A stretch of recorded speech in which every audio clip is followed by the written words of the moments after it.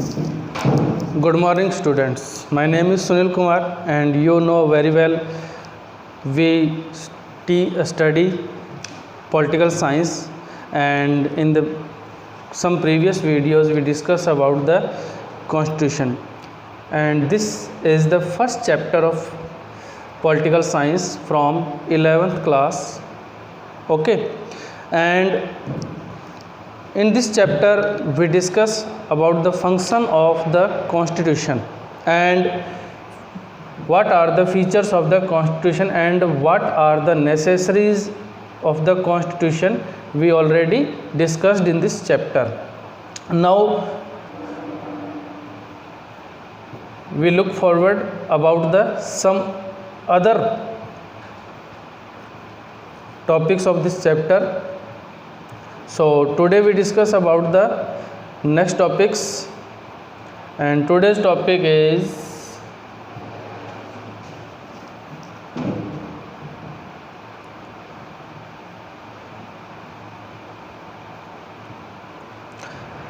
the substantive provision of constitution. मतलब किस type के वो प्रोविजंस है जो किसी भी सिटीज़न को, चाहे वो इंडिया का हो, मतलब सही इंडिया के जितने भी लोग हैं, चाहे वो किसी भी धर्म का हो, चाहे वो किसी भी कास्ट का हो, उनके लिए किस प्रकार के प्रोविज़न जो है वो हमें ये प्रोवाइड करवाता है। ये सारी चीज़ें हम इस टॉपिक के थ्रू जो है वो समझने की कोशिश करेंगे।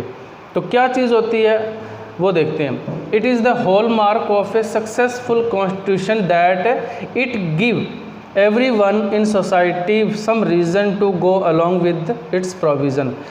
मतलब ये सबसे बहुत बड़ा इम्पोर्टेंट फीचर है हमारे कॉन्स्टिट्यूशन का कि इंडिया के लोग उसे क्यों फॉलो करेंगे, उनके प्रोविजंस को क्यों मानेंगे, इसके पीछे का जो रीज़न है वो इसने बहुत क्लियर किया है। अब बता कैसे रहा है, a constitution for the instance allowed permanent majority to oppress minority group within society would give minorities no reason to go along with the provision of the constitution, or a constitution that systematically privileged some members or at the expense of others, or that systematically encouraged the power of small groups in society। देखिए ये चीज़ें क्या कह रहे हैं कि हमारे कुछ प्रोविजंस ऐसे हैं हमारे कॉन्स्टिट्यूशन में, वो किसी भी मेजॉरिटी की जो लोग हैं या माइनॉरिटी के जो लोग हैं उनके बीच में कोई भी किसी भी टाइप का डिस्क्रिमिनेशन नहीं होने देता। अब सबसे मेन रीज़न ये है कि जो भेदभाव होते हैं, चाहे धर्म को लेकर हो, चाहे कास्ट को लेकर हो, क्योंकि हमारी सोसाइटी के अंदर ये सबसे बड़ा फैक्टर रहा है आज तक कि धर्म को लेकर जो है बहुत ज़्यादा जो है वो डिस्क्रिमिनेशन हमें देखने को मिलते हैं। इसके अलावा अगर हम बात करें अपने हिंदू धर्म के अंदर सबसे ज़्यादा जो है वो हमें कहाँ पर भेदभाव देखने को मिलते हैं, सबसे ज़्यादा हमें कास्ट से रिलेटेड मिलते हैं। क्योंकि देखिए आपने देखा होगा कि अनटचेबल्स जो है उनको कितनी लोअर कास्ट में माना जाता है, और पुरानी जो अपने ट्रेडिशन थे, पुराने जो तौर तरीके थे, उनमें तो उनकी बहुत ज़्यादा बुरी हालत थी। महिलाओं को अगर जेंडर से रिलेटेड भी अगर हम बात करें तो महिलाओं को बहुत सारे ऐसे राइट्स हैं जो उनको नहीं दिए हुए थे हमारी सोसाइटी में, लेकिन हमारे कॉन्स्टिट्यूशन ने हमारी महिलाओं को जो है इक्वल राइट्स देने की जो है वो पैरवी की थी, डिमांड की थी, और उसने कुछ ऐसे प्रोविजंस जो है वो रखे हैं जो हमारी देश की महिलाओं को इक्वल जो है वो राइट्स देने का काम करते हैं। इसके अलावा अगर हम देखें तो महिलाओं के साथ साथ बच्चों को या बुज़ुर्गों को या दूसरी जो कोई कास्ट की बात करें अपने, तो कास्ट के लोगों को जो है क्या देने की बात करते हैं, इक्वल राइट्स देने की बात करते हैं। कुछ बेसिक रूल्स होते हैं सोसाइटी के अंदर, और ऐसा नहीं है कि ये प्रोविज़न किसी भी सोसाइटी के या किसी भी धर्म के ट्रेडिशन को, उसके जो रीति रिवाज है, यानी कि जितने भी उसका जो सिस्टम है, उनको कहीं पे भी कुछ भी मतलब ख़त्म कर रहा है या कुछ ऐसा बिल्कुल भी नहीं है। क्योंकि हमारे कॉन्स्टिट्यूशन को एक ऐसा बैलेंस्ड कॉन्स्टिट्यूशन बनाया गया है जिससे कि वो किसी दूसरे धर्म की चीज़ों को नुकसान नहीं पहुँचाता। क्योंकि हमारे देश के अंदर जो है सेकुलरिज्म को बहुत ज़्यादा जो है वो उसके ऊपर बहुत ज़्यादा जो है वो प्रेशराइज किया जाता है, जोर दिया जाता है।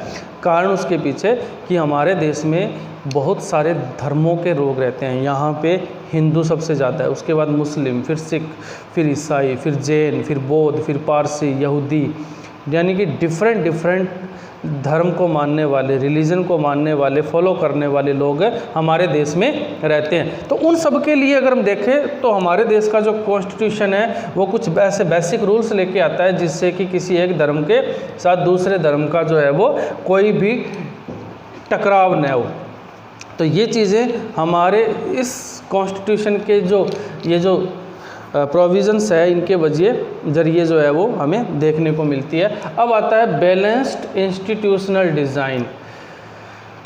कॉन्स्टिट्यूशन को एक ऐसा मतलब बैलेंस करके बनाया गया है कि एक ऐसे सिस्टम से बनाया गया, जैसे मैंने आपको अभी पीछे धर्म वाले बात बताई थी कि ऐसे प्रोविज़न्स है जो धर्म के साथ, उनके रीति रिवाजों के साथ बिना कोई छेड़छाड़ किए, उनके बिना कोई नुकसान पहुंचाए अपने प्रोविज़न जो है वो आसानी से आगे बढ़ा रहा है, चला रहा है।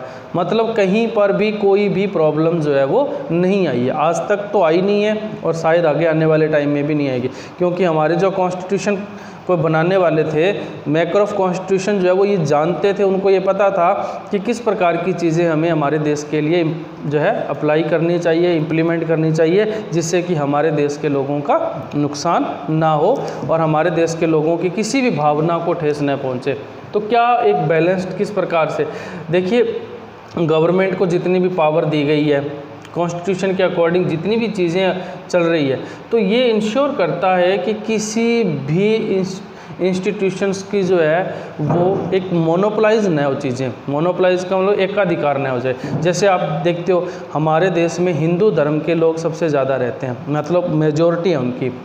तो कॉन्स्टिट्यूशन बनाने वाली जो असेंबली थी या कॉन्स्टिट्यूट असेंबली जो थी, उसके अंदर मतलब सबसे ज़्यादा हिंदू धर्म के लोग थे, लेकिन उन लोगों ने फिर भी ये मतलब ध्यान रखा कि अगर हम ऐसे रूल बनाएंगे जो सिर्फ एक ही धर्म को, एक किसी पर्टिकुलर धर्म यानी कि हिंदू धर्म को ही जो है आगे बढ़ाने का काम करेंगे या प्रमोट करने का काम करेंगे, तो इससे क्या होगा, दूसरा जो धर्म है वो पीछे चला जाएगा। तो हमें दूसरे धर्मों को भी साथ लेकर चलना है, उनको आगे बढ़ाना है, और इस वजह से वो जो है हिंदू धर्म के साथ साथ दूसरे जो इंस्टीट्यूशंस है, दूसरे जो धर्म है, उनको भी आगे लेके जा रहा है। इसीलिए हमारे इंडियन कॉन्स्टिट्यूशन में इतनी फ्लेक्सिबिलिटी है, ठीक है, कि वो सब चीज़ों को बैलेंस करके जो है वो चलता है,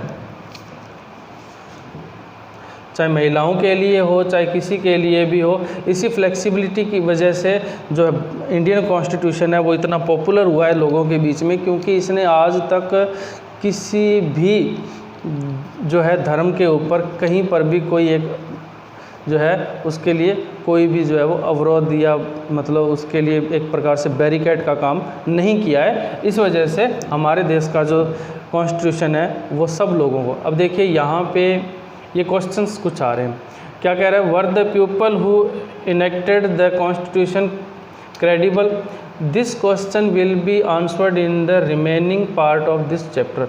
इस क्वेश्चन का आंसर हमें जब चैप्टर पढ़ेंगे ना, तब हमें इस चैप्टर का आंसर, इस क्वेश्चन का आंसर मिलेगा। दूसरा क्या है, did the constitution ensure the power that intelligently organised so that it was not easy for any group to subvert the constitution, and most importantly, does the constitution give everyone some reason to go along with it? Most of this book is about this question। मतलब ये भारत के constitution में ऐसे क्या चीज़ें हैं जो उसके साथ चलने के लिए हमें मजबूर करती है, और भारत के लोग उसमें इंटरेस्टेड भी है और उसको इतनी मतलब मान सम्मान देते हैं हमारे कॉन्स्टिट्यूशन को कि उसके हर प्रोविज़न को वो जो है पत्थर की लकीर मानकर उसको फॉलो करते हैं, मतलब उसमें किसी प्रकार का कोई डाउट लोगों को नहीं रहता। तो इस प्रकार से हमारे देश के कॉन्स्टिट्यूशन में इतनी फ्लेक्सिबिलिटी, इतने सब फीचर्स हैं कि जिसकी वजह से भारत का कॉन्स्टिट्यूशन आज दुनिया का सबसे पॉपुलर कॉन्स्टिट्यूशन बना हुआ है। Is that clear? Next, how was the Indian constitution made. अब सबसे बड़ी बात आती है कि इंडिया का हमने इंडियन कॉन्स्टिट्यूशन के फीचर्स पढ़ लिए, उसकी फ्लेक्सिबिलिटी के बारे में पढ़ लिया, उसकी नेसेसरी के बारे में पढ़ लिया। अब से जो मेन टॉपिक है वो ये है कि कॉन्स्टिट्यूशन को बनाया कैसे गया था। इंडियन कॉन्स्टिट्यूशन को बनाने के लिए जो है किस प्रकार से हमारे देश के लीडर्स ने जो है वो काम किया था, इसको अपने को पढ़ना है। तो सबसे बड़ा जो क्वेश्चन है इस चैप्टर के थ्रू समझने की कोशिश करेंगे कॉन्स्टिट्यूशन को कैसे बनाया गया था। तो मैं आपको बताता हूँ कि हमारे देश के कॉन्स्टिट्यूशन को बनाने का काम जो है किसने किया था। हमारे देश की अंदर एक असेंबली बनाई गई थी, एक कॉन्स्टिट्यूट असेंबली बनी थी, ठीक है। कॉन्स्टिट्यूट असेंबली ने हमारे देश का कॉन्स्टिट्यूशन जो है वो बनाया था। इसके मेंबर्स थे बहुत सारे, ठीक है, जो डिफरेंट कैटेगरीज से थे, डिफरेंट कास्ट से थे, डिफरेंट रिलीजन से थे। सब ने मिलकर जो इंडियन सेंट्रल असेंबली का जो हॉल था, मेन जो जगह थी जिसे आज हम पार्लियामेंट भी कहते हैं, उस जगह पे बैठकर हमारे देश के लोगों ने या लीडर्स ने जो है कॉन्स्टिट्यूट असेंबली बनाई और उसके बाद जो है वो उस मीटिंग करके जो है वो कॉन्स्टिट्यूट असेंबली की जो है क्या किया था, कॉन्स्टिट्यूट असेंबली को बनाया था, उसको आगे बढ़ाया था। अब हम बात करें कॉन्स्टिट्यूट असेंबली की पहली मीटिंग। मैं आपको पिछले वीडियो में बता चुका हूँ, दोबारा बता रहा हूँ। कॉन्स्टिट्यूट असेंबली की जो पहली मीटिंग थी वो 9 दिसंबर 1946 में जो है वो हुई थी और इसमें मुस्लिम लीग, कांग्रेस यानी कि सब लोग जो है वो इसमें शामिल हुए थे। लेकिन बाद में क्या हुआ कि जब 14 अगस्त 1946 को जब देश के अंदर पार्टीशन हुआ, यानी कि देश के जब टुकड़े हुए, तो उस टाइम कॉन्स्टिट्यूट असेंबली जो है वो भी 2 पार्ट में डिवाइड हो गई। मतलब एक पार्ट वो जो इंडिया के लिए या हिंदुस्तान के लिए जो है कॉन्स्टिट्यूशन बनाएगा और एक पार्ट वो जो पाकिस्तान के लिए कॉन्स्टिट्यूशन बनाएगा। तो इस प्रकार से जो नंबर ऑफ़ मेंबर्स थे कॉन्स्टिट्यूट असेंबली के वो बहुत कम हो गए थे। अब हम बात करें जब तक हमारे देश में कॉन्स्टिट्यूशन नहीं बना था, क्योंकि हमारे देश का जो कॉन्स्टिट्यूशन है वो कब इम्प्लीमेंट हुआ था, 26 जनवरी 1950 में जो है इसको शुरुआत किया गया था। लेकिन हमारा देश आज़ाद कब हो गया था, 15 अगस्त 1947।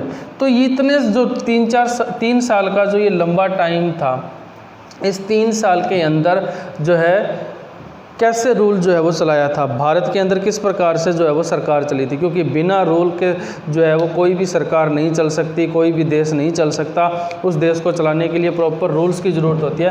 तो हमारे देश में इंडियन गवर्नमेंट एक्ट आया था 1935 में, ये अंग्रेज़ लेके आए थे।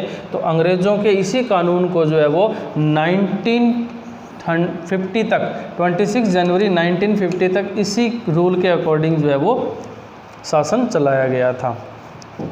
अब बात आती है कि सीट अलॉटेड कैसे की गई थी।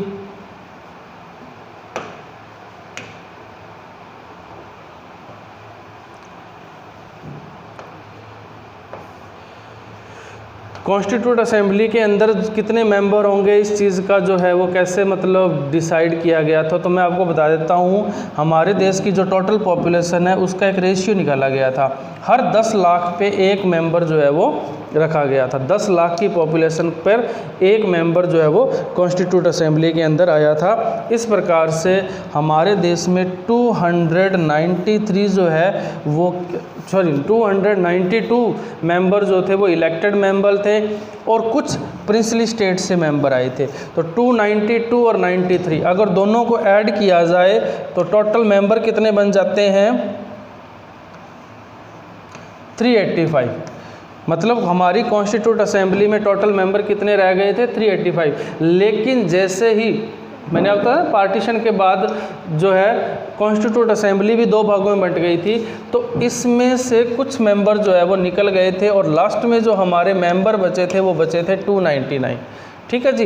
टोटल शुरुआत में इतने मेंबर थे जिसमें से 292 जो है वो इलेक्टेड थे और 93 जो है वो प्रिंसली स्टेट से आए थे, प्रिंसली स्टेट से। तो इस प्रकार से टोटल मेंबर हो गए 385। अब 385 में से 14 अगस्त 1947 को जब देश के टुकड़े हुए, पाकिस्तान बना, तो जो कुछ मुस्लिम जो थे जो कॉन्स्टिट्यूट असेंबली से अलग हो गए वो पाकिस्तान के लिए कॉन्स्टिट्यूशन बनाने की बात कर रहे थे।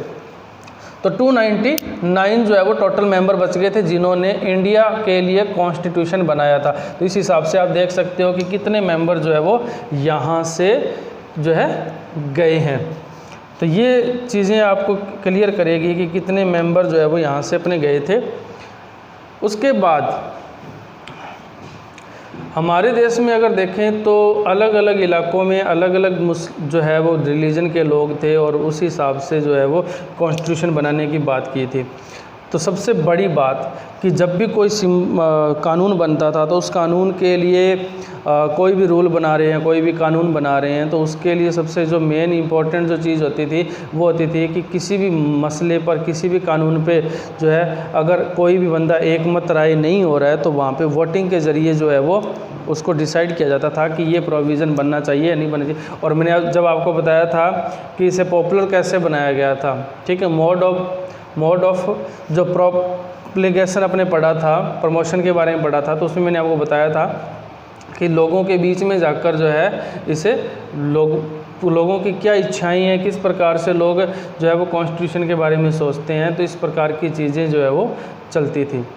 तो ये था कॉन्स्टिट्यूट असेंबली के बारे में हमने पढ़ लिया, और कॉन्स्टिट्यूट असेंबली ने ही हमारे देश का जो है कॉन्स्टिट्यूशन बनाया था। और इसकी लास्ट मीटिंग में मैंने आपको बताई थी 26 नवंबर 1949 में हुई थी, जो लास्ट मीटिंग थी, ठीक है। उस पर जो है कॉन्स्टिट्यूट असेंबली के जो मेंबर थे उन्होंने, अब क्वेश्चन ये आता है कई बार बच्चों के सामने भी, सर पाकिस्तान का कॉन्स्टिट्यूशन कब बना या कैसे बना। तो बेटे पाकिस्तान के कॉन्स्टिट्यूशन की बात करें तो पाकिस्तान का कॉन्स्टिट्यूशन जो है वो छोटा सा था, क्योंकि उन्होंने मोस्टली जो है क्या किया था, जो लॉ ऑफ शरिया यानी कि जो शरिया के जो कानून थे, मुस्लिम जो रूल और रेगुलेशन थे, वो उन्होंने अपने कॉन्स्टिट्यूशन में ज़्यादा से ज़्यादा थोप दिए। तो उनका कॉन्स्टिट्यूशन जो है वो मुस्लिम लॉ के अकॉर्डिंग जो है वो चल रहा था। तो वहाँ पे उनका सिस्टम अलग था, और वहाँ पे जो है लंबे टाइम तक डेमोक्रेसी जो है वो प्रॉपर तरीके से नहीं चल रही है। आप देख रहे हो कि वहाँ पे एक अनस्टेबल डेमोक्रेसी है। तो वहाँ पे हमारे देश के मुकाबले देखा जाए तो चीज़ें बहुत गलत चल रही है, अलग तरीके से चल रही है। नेक्स्ट हमारा जो टॉपिक है वो है composition of the constitute assembly. Constitute assembly कैसे बनी? कॉन्स्टिट्यूट असेंबली ने भी क्या बनाया था? कॉन्स्टिट्यूशन बनाया था। लेकिन कॉन्स्टिट्यूट असेंबली को कैसे बनाया गया, किस प्रकार से उसने अपना काम किया, ठीक है जी, इसके बारे में अपने नेक्स्ट जो अपना वीडियो आएगा उसके अंदर हम इसके बारे में पढ़ेंगे, देखेंगे कि कॉन्स्टिट्यूट असेंबली को किस प्रकार से बनाया गया था, कब कैसे क्या मीटिंग वगैरह हुई थी, ठीक है।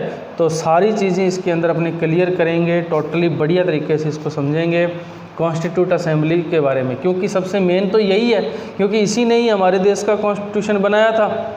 तो इसके बारे में पढ़ना बहुत ज़्यादा ज़रूरी है। मेंबर्स वगैरह कितने थे वो मैं आपको बता चुका हूँ, लेकिन नेक्स्ट वीडियो जब आएगा तो इसे अपने एक बार दोबारा से रिकॉल करेंगे भी कौन से मेंबर थे, कितने मेंबर थे, ठीक है, पार्टीशन के बाद क्या हुआ था, वो सारी चीज़ें अपने क्लियर हो जाएगी।